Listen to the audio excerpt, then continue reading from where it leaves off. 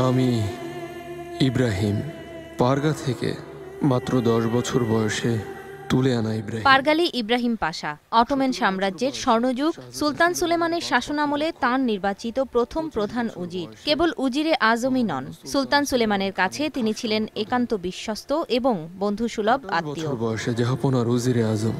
সুলতান সুলেমানের বাজ পাখি রক্ষক থেকে ধীরে ধীরে উত্থান পারগালি ইব্রাহিম পাশার। 1523 থেকে 1536 এই 13 বছর সুলতান সুলেমানের শাসনামলে প্রধান উজিরের দায়িত্ব পালন করেন তিনি।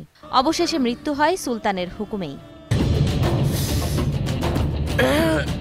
বাংলায় ডাবিং করে প্রচারিত ধারাবাহিক সুলতান সুলেমানের সিজন 4-এ গতকাল দেখানো হয় ইব্রাহিম পাশার এই করুণ পরিণতি। এতে মিশ্র প্রতিক্রিয়া দেখা গেছে দর্শকদের মাঝে।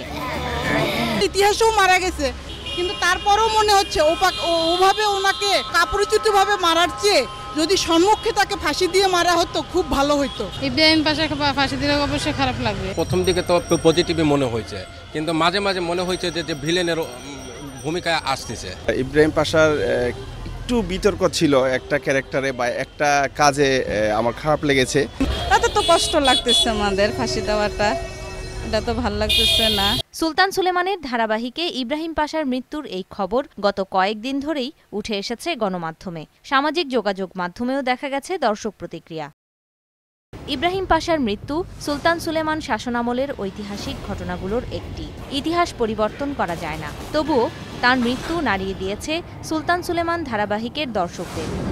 ইব্রাহিম। ছুমি রহমান, দীপ্ত সংবাদ, ঢাকা।